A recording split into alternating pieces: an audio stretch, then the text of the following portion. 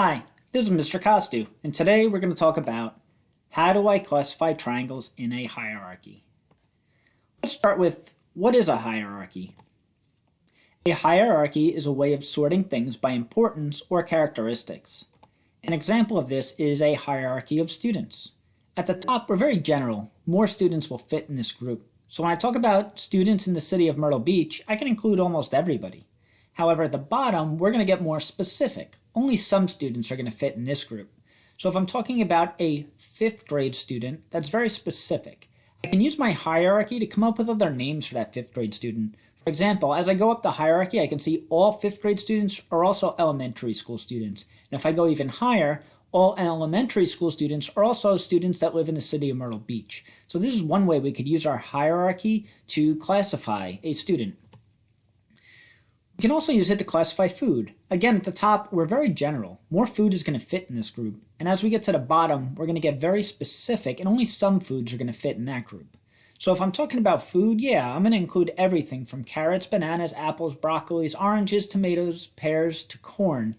But if I'm just going to talk about round vegetables, well, I'm being very specific. And now you know I'm only talking about tomatoes. So you might be wondering, what does this have to do with math? Well, let's talk about hierarchy of triangles. This is our hierarchy of triangles. Now this chart may look very confusing, so we're going to break it down step by step. Let's start at the top.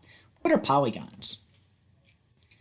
When we classify polygons, a polygon is a flat figure that is made up of straight lines and is enclosed. Let's break down this definition. First, it's a flat figure. This just means it's a plane figure or it's two-dimensional. The figures on our left, they're all flat. You can draw them on paper. The figures on the right, while some of the artistic students may be able to draw them on paper, we're talking about 3D figures. These are not polygons. These are things that you can hold. And this is what they might look like if you were to draw them. But our flat figures are going to be two-dimensional. The second part of our definition is it has to be made up of straight lines. These are called segments in geometry. Notice the shapes on the left all have straight edges. None of them are curved, whereas the shapes on the right have some curved edges. In order to be a polygon, you must have straight lines. The third part of our definition is that it must be enclosed. All lines must fit end to end and form a figure with no openings. While some of the shapes on the left might look funny, they are all enclosed and they all have straight lines, whereas the shapes on the right are not entirely enclosed. All the points don't connect, so these would not be polygons. There are a lot of types of polygons. Triangles are the ones we're going to focus on today, but quadrilaterals, or 4-sided figures, and pentagons, 5-sided figures, are also polygons. Any shape that follows these 3 rules, flat figures with straight lines and are enclosed, will be polygons. So they could have 6, 7, 8, 9, or 100 sides. As long as they follow those rules, they'll still be a polygon. Now that we know what a polygon is, let's focus on triangles and the different types of triangles there are. So there's 3 types of triangles based on their side length. They are scalene, isosceles, and equilateral. Let's take a look at scalene first. A scalene triangle is one where none of the sides are the same length. The triangle right in the middle, the sides are 9, 13, and 14. Because none of them are the same, this is going to be scalene. Take a look at that yellow triangle. You'll notice 3 sides are 3, 5, and 7, which makes it scalene. It also has these little lines. All these lines mean is that each side is a different length. So one side has 1 dash, one side has 2 dashes, and one side has 3 dashes. This shows me that all 3 sides are different. If you take a look at the blue triangle, you'll notice they don't have numbers, but because it has these dashes, one of them has 1, one of them has 2, and one of them has 3, this shows me that all 3 sides are different lengths. Our second type of triangle is the isosceles triangle. An isosceles triangle is a triangle with at least 2 equal sides. 2 of the angles will be the same too. Take a look at that triangle right in the middle. One side has a length of 9, the other side has a length of 9, and then the third side has a length of 14. Because 2 of these sides are the same, this is going to be an isosceles triangle. Take a look at the triangle all the way on the right. You'll notice that all the sides are 7. Well, this is a special kind of isosceles triangle that we're going to talk about in the next slide, but because at least two of the sides are equal, this is still an isosceles triangle. Finally, take a look at the triangle on the left side with those blue dashes on it. You'll notice that two of the sides have one dash. That's because these two sides are the same length. When they are the same length, they get the same amount of dashes. That third side has two dashes because it's a different length. So let's take a look at our third type of triangle, and it's a special type of isosceles triangle called an equilateral triangle. An equilateral triangle is a triangle with sides that are all the same length. The three interior angles are all going to be the same too. Take a look at that first triangle. It has all sides that are 4 centimeters. Because all the sides are the same, this is equilateral. You're going to see that triangle from the last slide with all 7s on the right. This is a special type of isosceles triangle known as equilateral because all our sides are the same. One last triangle I want to show you is the one on the bottom. You'll notice that all 3 angles are 60 degrees. Part of it being an equilateral triangle means that all the angles are going to be the same. So, as you can see, triangles are a 3-sided polygon, and there's 3 special kinds: scalene, isosceles, and then equilateral. And equilateral is a special kind of isosceles. That's why it's connected that way. All right, so let's break down our hierarchy of triangles a little bit further. And this time we're going to look at types of triangles by angle size.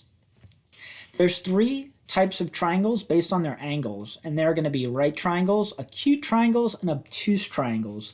We'll show you how they relate to this chart in a minute. First, let's look at right triangles.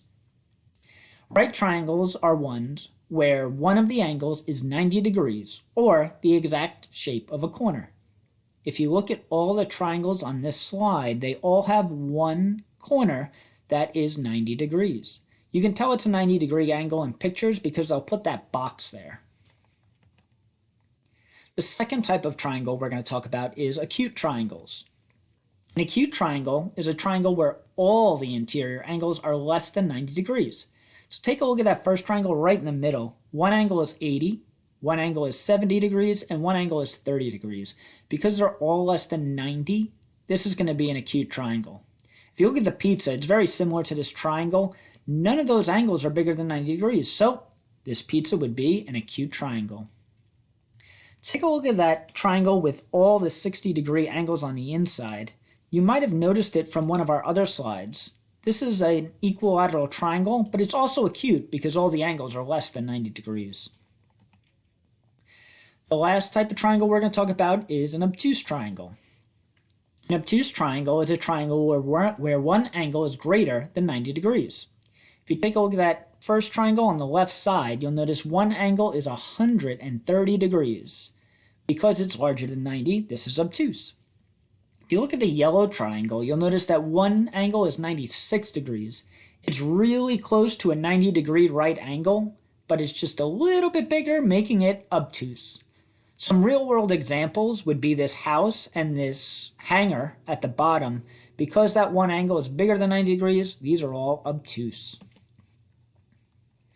So we've classified our triangles as scalene, equilateral, and isosceles, and we can classify them further as right, acute, or obtuse.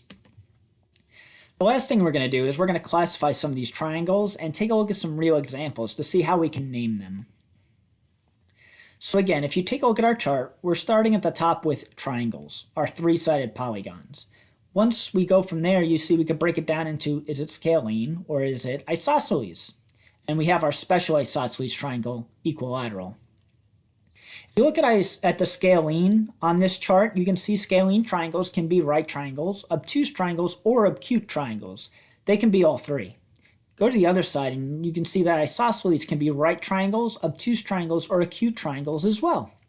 But if you look at equilateral, they can only be acute triangles. The reason for that is if all the sides are the same, all the angles are going to be 60 degrees, so it's going to be acute every time. That being said, let's take a look at some examples. In our first example, we have a triangle here that has no equal sides, which we can tell by those dashes. One side has 1 dash, one side has 2 dashes, and the other one has 3 dashes, meaning all the sides are different. It has one angle that's 90 degrees, which we can tell because it has that box in the corner. So again, let's start at the top. It is a triangle because it has three sides. It is a scalene triangle because none of those sides are equal. And it is a right triangle because it has a 90-degree angle. So if I want to classify this triangle, I can say that either it's a regular triangle, I can say it's a scalene triangle, and I can also say it's a right triangle. Let's take a look at our second example. Now, this triangle also has three sides, which makes it a triangle, but it has all equal sides. All these angles are also less than 90 degrees. So when I classify this triangle, because at least two sides are equal, it's going to be isosceles. We do notice that all three sides are equal, so it's a special isosceles known as equilateral. And as we know, all equilateral triangles are going to be acute triangles. And we can also tell this because all the angles are less than 90 degrees. So if we want to come up with a name for this triangle, we could call it an acute triangle, an equilateral triangle, an isosceles triangle, or we just say it's a triangle. We have one more example we're going to look at. Again, this is going to be a triangle because it has three sides. If we're trying to determine what type of triangle it is, we have to look at the lengths of the sides. Two of the sides have one dash, while the third side has two dashes, which tells us that two of the sides are the same, which is going to make this isosceles. When we look at that one angle, it's larger than 90 degrees, which makes it obtuse. So if we want to come up with some names for this triangle, we can call it obtuse, we can call it isosceles, or we just call it a regular old triangle. So this is going to be our hierarchy of triangles and ways that we can classify them. I hope this helps you in understanding triangles and their different properties. Good luck in your studies, and I'll catch you next time.